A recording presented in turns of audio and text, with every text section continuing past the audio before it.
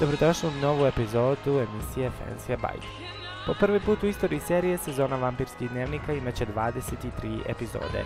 Kako javlja sajt Zeptuit, televizija je dobila dodatnu epizodu jednu od svojih najgledanijih serija. Sve ostale serije televizije The CW, osim Supernatural, imaju po 22 epizode. Sada kada znamo da će serija imati više epizoda nego ikada i da se vraća 11. oktobra, možemo sa pravo reći da ćemo ove jeseni posebno uživati u Vampirskim dnevnicima, jer je očigledno da će biti znatno manje pauza nego što je to bio slučaj sa trećom sezonom. A četvrta sezona Vampirskih dnevnika se već sada čini kao opako dobra. Ne samo što ćemo konačno vidjeti Elenu kao vampira, već će i novi neprijatelj sigurno doneti dosta akcije u seriji. Producenti su već sada otkrili niz spoilera zbog kojih prosto ne možemo da dočekamo oktobar, a one najbolje možete naći na našem sajtu.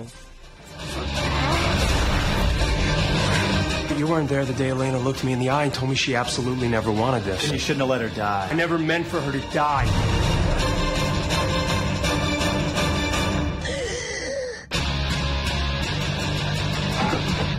And now the world has one more quarterback. Bravo, brother.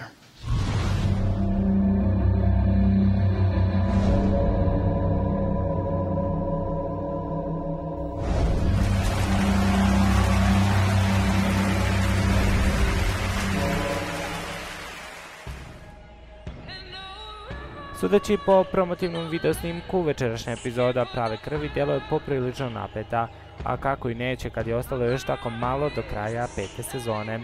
U 9. epizodi možete vidjeti kako vlast nastavlja da izvršava Lilithin plan, a Eric planira beg. Gren ukazuje Suki na još jedan trag koji se tiče ubistva njenih roditelja, dok Andy i Jason pokušavaju da otkriju identitet novog ubice. Lilith has chosen you as my Adam. We will birth a new world together. It's gonna be a bloodbath out there. Grab a human. Drinks are on me. They're taking over the world. It's begun. What about Suki? Posle skandala koji je izbio kada je Kristen prevarila Roberta sa rediteljem svog filma Snežana i lovac, mnogi su verovatno pomislili da će proći dosta vremena pre nego što ćemo je vidjeti na velikom ekranu. Ipak, možda je upravo i taj događaj bio dodatni podsticaj da bude odabrana za novi filmski projekat. Lie Down in Darkness adaptacija istoimenog romana iz 1951. godine u kome će Kristen tumačiti lik zanosne Peyton Loftis. Ona je u prilično lošoj poziciji pošto je njena ljubomorna majka mrzi, a njen otac alkoholičar želi na ne tako roditeljski način. Finansiranje i sama produkcija dosta zavisi od odabira glumca za lika oca, a za sada se još uvijek ne pominje niko za tu ulogu.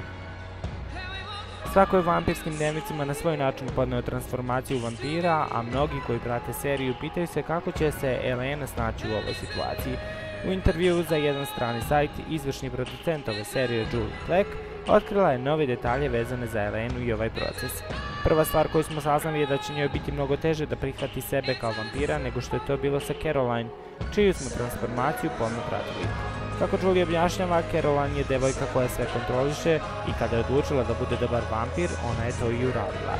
Eleni će biti mnogo teže da se izbori sa tim jer je poprilično drugačija od svoje drugarice, a sada, kada su joj emocije znatno uvećanje, pitanje je kako će se tek ponašati. Nakon više nedelja dobili smo 3 najbolje priče na konkursu Letnja doza nagrada sajta Vampires Srbija. U narednih 10 dana imate prilike da glasate za onu najbolju i to tako što ćete posjetiti adresu nagrade.vampires.rs.